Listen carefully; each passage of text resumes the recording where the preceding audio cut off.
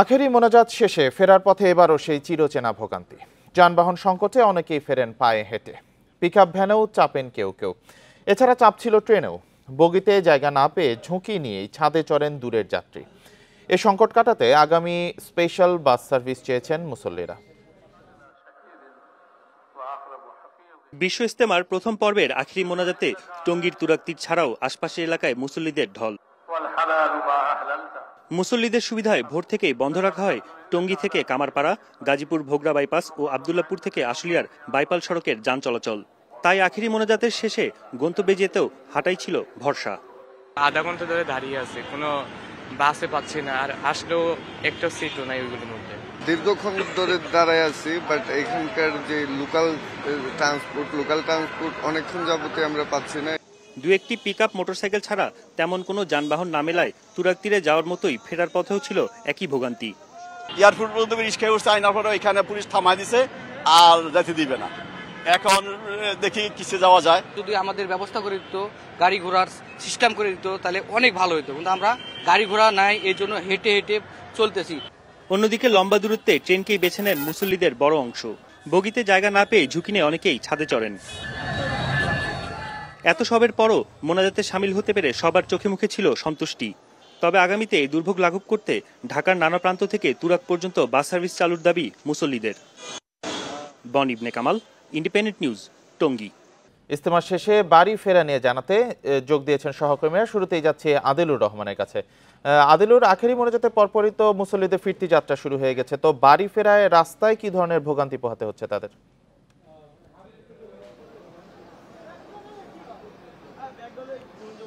দেখুন, আখেরি মোনাজাত শেষ হবার পরে এখন আসলে বাড়ি ফেরার পালা, মহল্লায় মহল্লায় ফেরার পালা। 3 দিন এই ইজতেমার ময়দানে শীত কুয়াশা উপেক্ষা করে লাখ লাখ মুসল্লি তারা যে শিক্ষা নিয়েছেন, দেশ বিদেশের আলেমদের কাছ থেকে যে বয়ান শুনেছেন, সেগুলো আসলে পরবর্তীতে বাস্তব জীবনে প্রয়োগ করার যে শিক্ষা নিয়েছেন, সেই শিক্ষাটি নিয়ে তারা আসলে ফিরতে শুরু করেছেন। এখানে বিশেষ করে ইজতেমা ময়দানে যেসব মুসল্লিরা ছিলেন, যারা ইজতেমার উদ্দেশ্যে এসেছিলেন, এই 3 দিন এখানে ছিলেন, তারা যখন এই ইজতেমা ময়দানে এসেছেন, এখানে আলাদা আলাদা দলে ভাগ হয়ে যেহেতু তারা এসেছেন, সেক্ষেত্রে কেউ বাস নিয়ে এসেছেন, কেউ ট্রাক নিয়ে এসেছেন, বা যে কোনো পরিবহন নিয়ে তারা এসেছেন।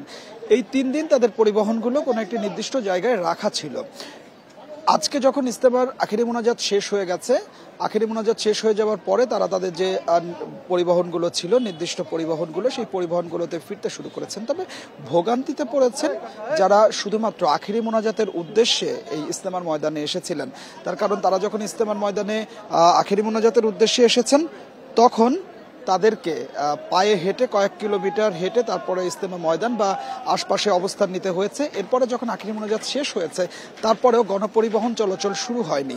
গণপরিবহন চলাচল শুরু না হওয়ার কারণে তাদেরকে পায়ে হেঁটেই আবার গন্তব্যে ফিরতে হয়েছে। তো যারা আখেরি মোনাজাতে অংশ নিতে এসেছেন, ভোগান্তিটা আসলে তাদের বেশি হয়েছে।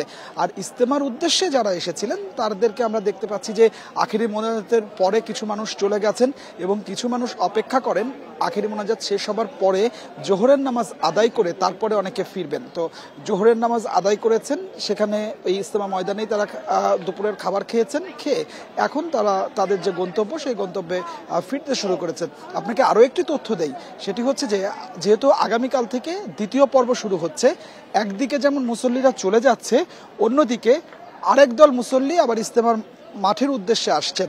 তার কারণ এবছর 3 পর্বে ইজতেমা হচ্ছে।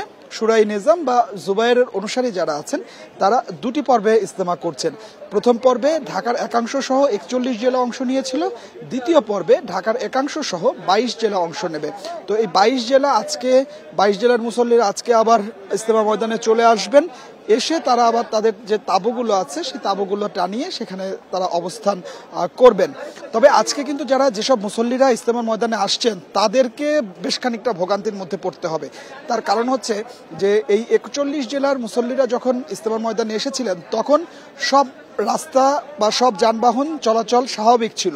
আজকে যেহেতু এই ইজতেমা ময়দানে অবস্থান করা মুসল্লিদের বের না হওয়ার পর্যন্ত যানবাহন চলাচল করবে না। সেক্ষেত্রে নতুন করে যারা আসবেন তাদেরকে কোনো একটি নির্দিষ্ট জায়গায় অবস্থান করতে হবে, অথবা তারা যদি আগে ভাগে ইজতেমা ময়দানে আসতে চান তাহলে পায়ে হেঁটে তাদের যে মালামালগুলো আছে সেগুলো নিয়ে আসতে হবে। আমরা যারা ফিরে যাচ্ছেন মুসল্লিরা, তাদের সাথে যখন আসলে কথা বলছিলাম, তারা যেটি বলছিলেন যে 3 দিন ইজতেমার ময়দানে থেকে তারা অনেক শিক্ষা গ্রহণ করেছেন। মূলত আজকে আখিরি মোনাজাতের পরে এই মুসল্লিরা কেউ 3 দিনের, কেউ 40 দিনের চিল্লায় বের হয়ে যাবেন এবং এখান থেকে যে দিনের শিক্ষাগুলো নিলেন সেই দিনের শিক্ষাগুলো নিয়ে মহল্লায় মহল্লায় সেগুলো ছড়িয়ে দিবেন মানুষের মাঝে। আর যারা আখিরি মোনাজাতে অংশ নিতে এসেছিলেন তারা দেশের শান্তি কামনা করে, মানুষের শান্তি কামনা করে দোয়া করেছেন, নিজেদের জন্য দোয়া করেছেন। তো সব মিলিয়ে যেটা আসলে বলা যায় যে প্রথম পর্বের সার্বিক ব্যবস্থাপনা নিয়ে তেমন কোনো অসন্তুষ্টি ছিল না মুসল্লিদের মধ্যে। তো আমার কাছে ইজতেমা ময়দানের এটাই ছিল এখনকার সবশেষ। আদিলুর সাথেই থাকবেন। এবার বিমানবন্দর রেল স্টেশন থেকে যোগ দিয়েছেন সহকর্মী আনোয়ার সাদাত নূর। আনোয়ার সাদাত, মুসল্লিদের অনেকে রেলপথে বাড়ি ফিরছেন, তো বাড়ি ফেরায় বিশেষ ট্রেনের সুবিধা পাচ্ছেন কিনা তারা?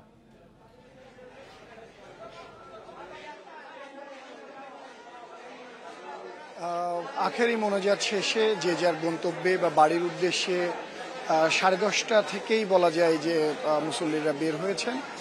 ঢাকার বিভিন্ন প্রান্ত থেকে যেসব মুসল্লিরা এসেছিলেন তারা ইতিমধ্যে সড়ক পথে পায়ে হেঁটে বা ভেঙে ভেঙে বিভিন্ন ভাবে পৌঁছেছেন হয়তো তাদের নির্দিষ্ট গন্তব্যে, যদিও গণপরিবহন সংকটের কারণে তাদেরকে সেখানে ভোগান্তি পোহাতে হয়েছিল। আমরা এই মুহূর্তে আছি বিমানবন্দর রেলওয়ে স্টেশনে, সেখানেও কিন্তু আমরা মুসল্লিদের একটা বড় জমায়েত দেখতে পাচ্ছি। তবে এখন যে পরিস্থিতি দেখা যাচ্ছে, যে চিত্রটি দেখা যাচ্ছে, কিছুক্ষণ আগেও কিন্তু রেল স্টেশনের চিত্রটি এরকম ছিল না।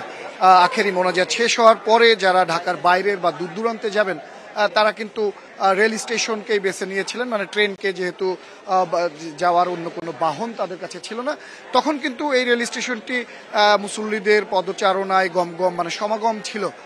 ইতিমধ্যে বেশ কিছু ট্রেন কিন্তু মুসল্লিদেরকে নিয়ে যে যার গন্তব্যের উদ্দেশ্যে ছেড়ে গেছে, ফলে ট্রেন স্টেশনে কিন্তু মুসল্লিদের সংখ্যা বলা যায় যে অনেকটাই কম এসেছে। যেই ট্রেনগুলো যেমন চট্টগ্রামগামী, খুলনাগামী, জামালপুরগামী ট্রেনগুলো কিন্তু ইতিমধ্যেই ছেড়ে গেছে এবং সেখানে বিপুল সংখ্যক মুসল্লিদেরকে বহন করে নিয়ে গেছে। এখন যে অবশিষ্ট 3টি ট্রেন মানে নিকটতম সময়ে অপেক্ষায় আছে, মুসল্লিরা সেই সব ট্রেনেরই অপেক্ষা করছেন। তারা প্ল্যাটফর্মে দাঁড়িয়ে বসে অপেক্ষা করছেন। যেমন নেত্রকোনাগামী এবং মোহনগঞ্জ এক্সপ্রেস যে ট্রেনটি, সেটি 3টায় ছাড়বে। এর মধ্যে আরেকটি ট্রেন আছে 1:45-এ, যদিও বা ট্রেনগুলো কিছু সময়ের জন্য ডিলে হয়ে আসছে, কেননা একটু সময় নিতে হচ্ছে স্টেশনে পরিপূর্ণভাবে যাত্রীদের তোলার জন্য। তবে স্টেশন কর্তৃপক্ষ বলছেন যে এটি মানে কোনো কারণে না, এটি সাময়িক সময়ের জন্য, সময়ের পরিপ্রেক্ষিতে এটি ঠিক হয়ে যাবে। এবং একই সাথে মুসল্লিরাও কিন্তু অপেক্ষায় আছেন যে তারা ট্রেনেই যাবেন, কেননা ট্রেনে তাদের জন্য সুবিধা হয়। এবং মুসল্লিরা বলছেন যে বিগত সময়ে যে পরিমাণ ভিড় তৈরি হয়, সমাগম তৈরি হয়, এবারে 3টি পর্বে এবারের ইজতেমা হওয়াতে সেই ভিড়, ঠাসাঠাসি, ঠেলাঠেলি অনেকটা হলেও কমেছে। যদিও বা আমরা দেখেছি যে ঢাকা থেকে, মানে ঢাকা অভিমুখে ছেড়ে আসা, টঙ্গী স্টেশন পার করে আসা ট্রেনগুলো কানায় কানায় ঠাসা ছিল, তারপরেও মুসল্লিরা বলছেন যে এবার অনেকটাই স্বস্তিদায়ক ছিল ট্রেন জার্নি। এবং তারা দাবি জানাচ্ছেন যে আগামীতে এই যাত্রা আরও স্বস্তিদায়ক করতে সরকার পদক্ষেপ নেবেন নিশ্চয়ই। ধন্যবাদ আনোয়ার সাদাত নূর। আখিরি মোনাজাতের মধ্য দিয়ে ইজতেমার প্রথম পর্ব শেষ হলো। ফিরতি যাত্রা নিয়ে জানাচ্ছিলেন আমাদের সহকর্মী।